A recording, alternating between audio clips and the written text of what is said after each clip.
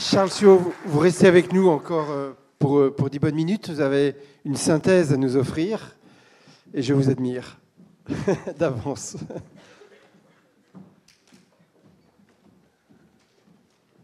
Merci. 5 minutes. Bon, d'une part, je pense que la première chose à faire, c'est de dresser le constat de la mobilisation croissante que ces questions suscitent. Là, j'avais participé il y a 2-3 ans à un colloque, mais organisé par l'université, donc avec beaucoup moins de stratégie de communication. Il y avait très peu de monde, pas de prêtres, que des professionnels de la culture. Bon, je trouve qu'aujourd'hui, à Nancy, il y a cette diversité des acteurs. Bon, alors je pense qu'il faudra à l'avenir passer de l'échange vertical à l'échange horizontal, bon, pour que tous ces acteurs se parlent. Justement, juste vous suggérer souvent on fait des synthèses molles, c'est-à-dire universitaires. On résume les communications les unes après les autres, et bon, chacun est capable de résumer ce qu'il entend. Ce que je voudrais juste vous proposer, c'est vous dire de faire, vous le ferez vous-même, mais c'est de penser les communications en mettant ces communications en relation avec les groupes d'acteurs et en mettant ces communications avec la position que les groupes d'acteurs ont dans la réalité. C'est-à-dire de penser ces communications avec là aussi, n'ayons pas peur des mots, avec les rapports de force, de légitimité qu'il y a sur le terrain, car c'est très gentil, chacun peut parler, exposer sa propre vision, mais dans la réalité des choses, ces visions s'entrechoquent. Les unes sont légitimes, les autres non, les unes sont écoutées, les autres non, et c'est là où la sociologie, justement, essaie d'expliquer la logique de ces rapports de force, qu'est-ce qui donne de la légitimité à un point de vue, etc. Et à ce niveau-là, c'est tout à fait intéressant de reconstruire la journée d'aujourd'hui, justement, en situant ces rapports de force. Alors, juste, je vais donner quelques exemples pour éviter la juxtaposition. Le maître mot en sociologie, c'est penser des relations là où on voit que des éléments séparés, juxtaposés.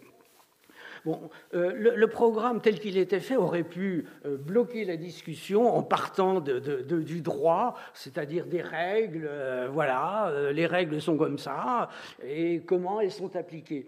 Et justement, Anne nous a proposé une vision déjà beaucoup plus dynamique du droit, hein, c'est-à-dire que si le droit, c'est aussi une histoire anthropologique, c'est aussi une histoire sociale. Et justement, on a vu comment le droit n'arrête pas de bouger. Et alors l'idée, c'est de se dire comment le droit est bricolé sur le terrain en fonction des rapports de force pour les faire. Bon, cette idée de dire mais le toit de l'Église, c'est autre chose que l'Église, c'est génial.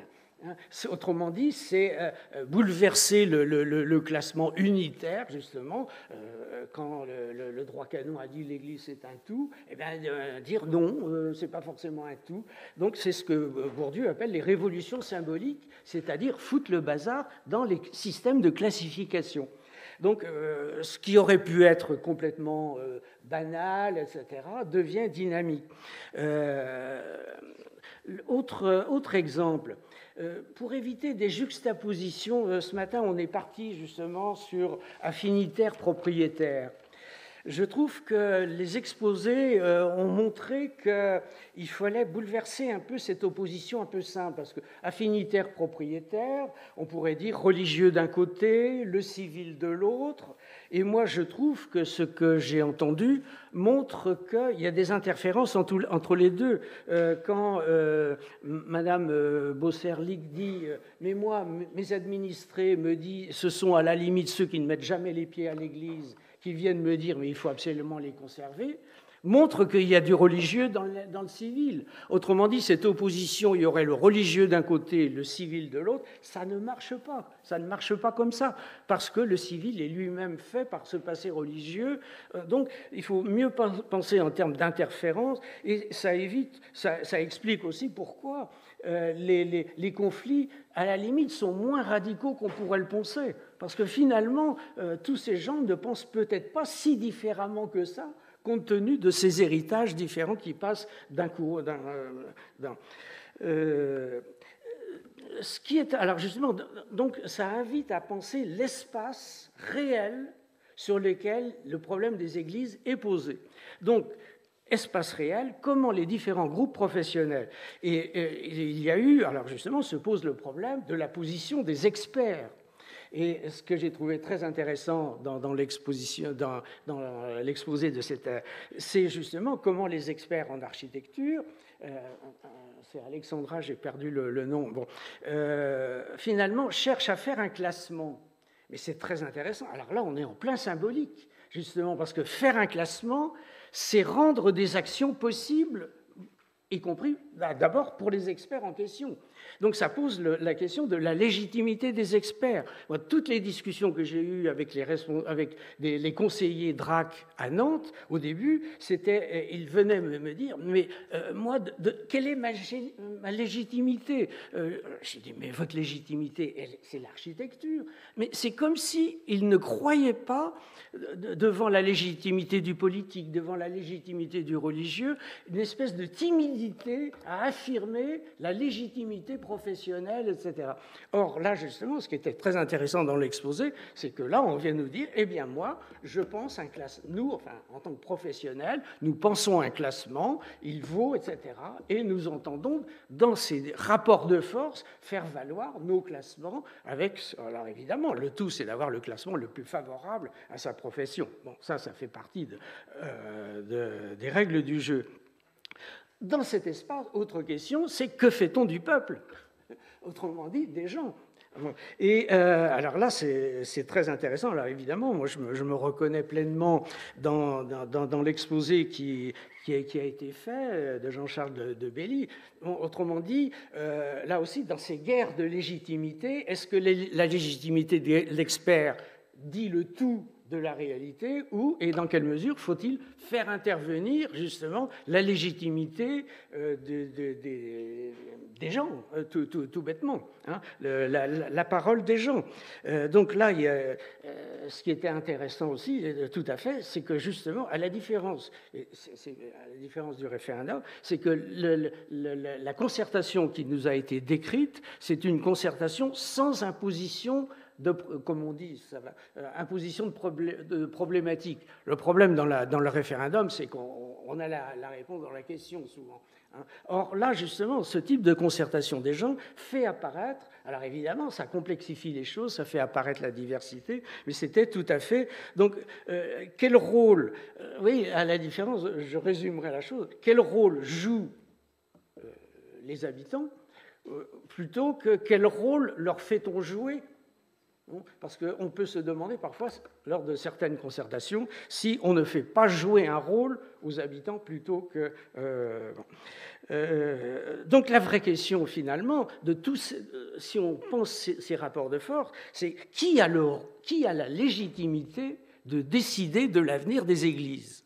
Bon, est-ce que c'est l'affectateur? Bon, donc, l'invitation, enfin, moi, ce que j'ai entendu de ces différentes communications, c'est de penser l'ouverture, de penser la discussion, et j'ai été très frappé de voir la convergence de certaines attitudes, justement, d'ouverture, de négociation.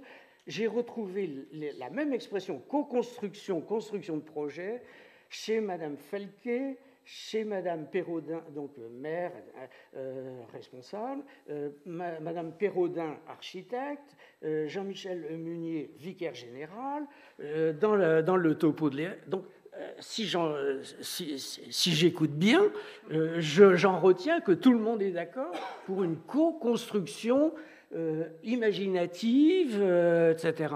Ce qui, en soi, alors, si c'est vrai, Si c'est vrai, il faut le dire. Et si le rôle du colloque, c'est de dire oui, tout le monde est d'accord pour une co-construction inventive, eh bien, disons-le, et merci d'avoir organisé ce colloque.